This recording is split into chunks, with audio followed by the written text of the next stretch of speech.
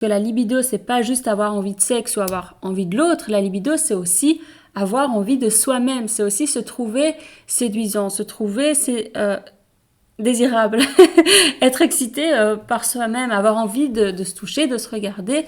Voilà, et je parle pas de narcissisme, quoique ça fait toujours du bien un petit peu de narcissisme.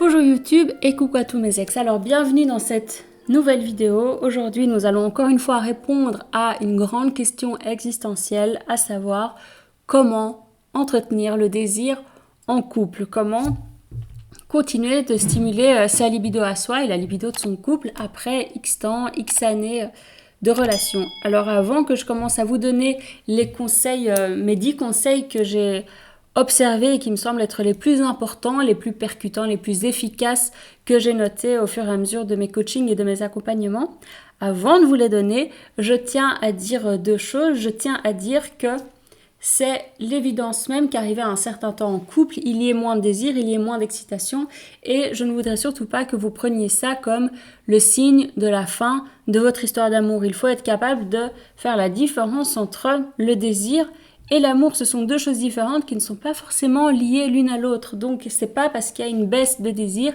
qu'il n'y a plus d'amour. J'aimerais vous rassurer sur ce point-là. Et on est également une génération qui, lorsque on n'est plus dans cette phase amoureuse, d'euphorie portée par les hormones et qu'il faut commencer à y mettre du sien, composer avec les défauts de l'autre, ça devient beaucoup plus compliqué et beaucoup de jeunes gens préfèrent stopper la relation et passer à une autre relation et de nouveau on se laisse porter par l'excitation de la nouveauté, etc. Jusqu'au moment où le même problème va se reposer dans notre nouveau couple. On va repartir et ainsi de suite. Et en fait, on va toujours rester dans la même boucle et on va jamais être capable de dépasser ce stade et de construire quelque chose de vraiment solide. Alors, moi, tous ces conseils que je vais vous donner aujourd'hui, c'est pour vous permettre de sortir de cette boucle. Alors, s'il vous plaît, écoutez-moi. Et je tiens à vous dire également qu'il y a un tas de raisons qui peuvent vous amener à avoir une perte de désir. Alors, comme je viens de l'expliquer, il y a évidemment juste le temps qui fait son effet, mais il y a aussi des tas de choses, le stress, le travail, un déménagement, un deuil, un problème hormonal, un problème de santé, enfin voilà, il peut y avoir tellement de choses qui peuvent venir interférer dans votre libido de couple. C'est pas la question. Moi, aujourd'hui, je vais vous parler par contre des solutions qui sont très simples, très faciles, très praticables, peu importe les causes. Donc, on est parti. C'est un sacré programme. Il y a 10 étapes. Il y en a peut-être même une 11e si vous êtes sage. Et on va commencer avec la première. Alors, ne râlez pas. Je sais que souvent, je dis que dans ce genre de vidéo, on n'a pas envie d'entendre des platitudes. Mais je tiens à préciser mon premier point concernant l'hygiène de vie. Ce n'est pas négligeable. Il y a même un peu ce truc en développement personnel où on parle de choses basiques et il y a beaucoup de gens qui en rigolent alors qu'en réalité 80% de la population n'en est pas capable de mettre en place toutes ces choses, c'est-à-dire avoir un sommeil stable, avoir une activité physique normale, avoir une alimentation normale, avoir une hygiène corporelle normale et avoir un intérieur relativement propre et rangé. Voilà, moi je rajouterais également le fait de prendre soin de sa santé mentale. Donc, s'il vous plaît, faites preuve d'un minimum d'humilité. Je suis sûre que vous n'êtes pas à 100% au niveau de tout ce que je viens d'énoncer. Mais voilà, je ne vais pas rentrer dans les détails plus que ça, même si j'aimerais insister sur l'hygiène corporelle parce que il y a beaucoup de gens, l'air de rien, qui ont des lacunes par rapport à ça. Ou si pas des lacunes, en fait, qui ont tellement de mal à prendre soin d'eux qu'ils se négligent, peu importe leur âge, peu importe leur statut social. Voilà. Donc, ça ne me semble pas si stupide, mais j'ai pas envie de m'attarder sur ce genre de platitudes, donc on va passer à la suite. Alors, le deuxième point, c'est un peu une extension du premier, à savoir prenez soin de vous. Mais prenez soin de vous comment ? Pourquoi est-ce que je vous dis ça ? Moi, je vous dis ça parce que la libido, c'est pas juste avoir envie de sexe ou avoir envie de l'autre. La libido, c'est aussi avoir envie de soi-même. C'est aussi se trouver séduisant, se trouver désirable, être excité par soi-même, avoir envie de se toucher, de se regarder. Voilà, et je parle pas de narcissisme, quoique ça fait toujours du bien un petit peu de narcissisme. Mais prenez soin de vous, prenez soin de votre peau, de votre tenue, de votre odeur, de vos ongles. Allez vous faire épiler, allez chez le psy, allez à la piscine, enfin n'importe quoi, mais qui va faire en sorte que vous allez vous sentir bien dans votre corps, à l'aise, pas gêné, pas encombré par vous-même. Voilà, autant vous avez certainement envie que votre partenaire le fasse, si vous avez envie que votre partenaire le fasse, ça veut dire que votre partenaire a envie que vous le fassiez. Voilà, donc avant de chercher à ce que l'autre s'intéresse à vous, faites-le d'abord vous-même. Troisième point, faites du sport. Alors je ne vous parle pas d'avoir une activité physique régulière. Là, je vous parle de faire vraiment du sport. C'est pas 20 minutes de marche en écoutant un podcast et en buvant un latte. C'est pas ça. C'est vraiment faire du sport intensément, transpirer, augmenter votre rythme cardiaque, apprendre une nouvelle pratique. Faites de la boxe, faites de la natation, faites de la musculation, faites du roller, faites ce que vous voulez, mais faites-le au moins 3 fois par semaine pendant 1 heure. Voilà, s'il vous plaît. Et vous n'allez pas le faire uniquement pour être en forme physiquement.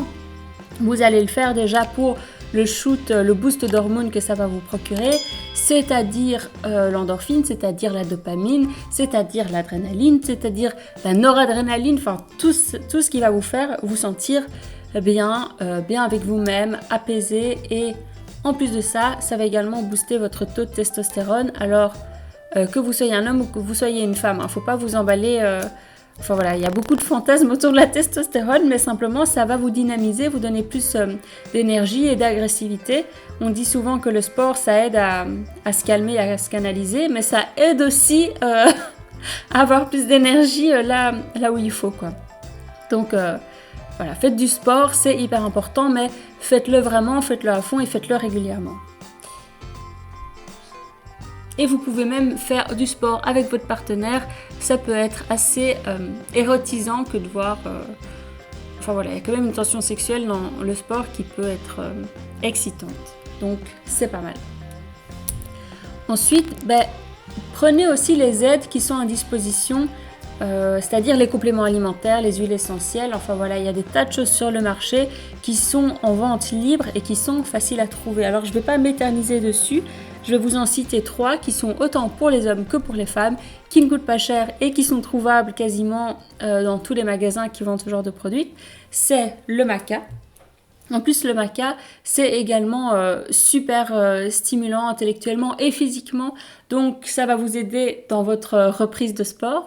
Ensuite, il y a l'huile essentielle d'ylang-ylang. Alors, soit en diffusion, soit sur vous. Si vous le mettez sur vous, diluez-la dans une huile neutre. Ça peut être intéressant de porter ça en fait toute la journée sur vous, pour que les effets puissent vraiment agir sur tout votre système nerveux et rentrer bien en forme, retrouver votre partenaire. Et le troisième que je vous ai noté, c'est l'ashwagandha.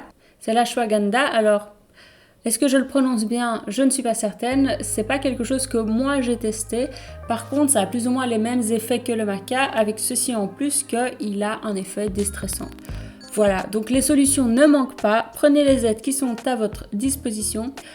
Et il y a également d'autres choses dont je pourrais vous parler, mais qui sont un petit peu moins légales. J'en parlerai peut-être dans une autre vidéo. Il faut que je réfléchisse si je me ferai striker ou pas. Soit, on passe au sujet suivant. C'est le 5e point qui est peut-être un des plus importants et peut-être un des plus difficiles et finalement un des plus fun.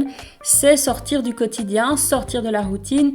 Initiez, surprenez votre partenaire. Donc c'est hyper normal qu'après X années de couple, vous soyez moins excités, moins enthousiasmés l'un par l'autre et par l'idée du couple et par le fait de faire des choses en couple.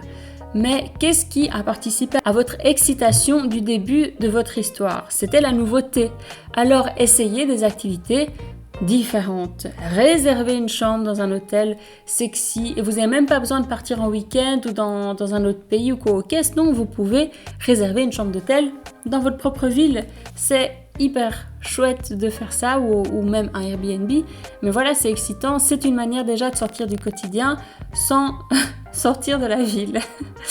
Mais c'est pas obligé d'être des choses sexuelles. Vous pouvez partir, vous pouvez aller à la patinoire, vous pouvez aller au musée, jouer à des jeux de société, faire un striptease, prendre un cours de danse en couple, acheter un sextoy, enfin n'importe quoi qui vous plaise. Parce qu'en réalité, le but derrière, eh bien, c'est de vous redécouvrir mutuellement. Et oui, c'est ça l'intérêt. Que ce soit de manière sexuelle ou pas, finalement, c'est même pas la question. Donc, s'il vous plaît, organisez des choses, même si ça vous semble un petit peu moins spontané qu'au début. 6e point, comprenez cette règle de base, à savoir le désir, c'est le manque. D'accord ? On répète, le désir, c'est le manque. Donc, cessez de croire que quand on s'aime, on peut tout se dire, tout partager. Non, pour avoir du désir et pour susciter du désir, c'est important que chacun garde son individualité, son petit jardin secret, ses petits mystères. Faites attention à ne pas devenir juste une espèce d'entité couple où plus aucun des deux n'a son identité propre, quoi. Donc apprenez à mettre de la distance, à avoir vos activités respectives, vos amis, votre sport, vos loisirs, et dites-vous, voilà, si ça stresse votre partenaire ou si ça vous stresse vous, eh bien dites-vous que c'est simplement pour mieux vous retrouver après, voilà. Parce que quelque part, le couple c'est un petit peu 3 entités, enfin, si vous créez une famille et que vous avez des enfants, il y a la famille, il y a le couple et puis il y a votre individualité. On peut dire, si vous êtes un couple sans enfants, il y a votre individualité, votre couple, et puis il y a l'autre. Et comment est-ce que vous pouvez prendre soin de ces 3 choses-là ? Vous devez répartir vos billes dans ces 3 sphères différentes. Vous ne pouvez pas être que dans l'une ou que dans une autre. Voilà, il faut trouver un équilibre entre ces 3 sphères. Ensuite, le 7e point, faites-vous beau dès le réveil. Alors, vous allez dire que je parle beaucoup d'apparence physique, mais déjà, je trouve que c'est important, l'apparence physique. On n'en parle peut-être pas assez ou pas de la bonne manière, mais moi je trouve que voilà, avoir un beau corps, une belle peau, être bien habillé, tout ça, ce sont des choses importantes qui sont beaucoup moins superficielles qu'on ne le dit, qu'on ne le présente, qu'on le raconte. Voilà, et on est tellement tous impactés par ça, c'est tellement important pour nous de trouver ça chez notre partenaire. Admettons-le et faisons honneur à ce besoin, à cette envie, en prenant soin de nous. Donc faites-vous beau dès le réveil. Moi je vous dis pas de le faire d'une manière superficielle, en étant maquillé, en portant des bijoux, en ayant des apparats, c'est pas ça. C'est malgré tout, malgré le quotidien, continuer de faire des efforts.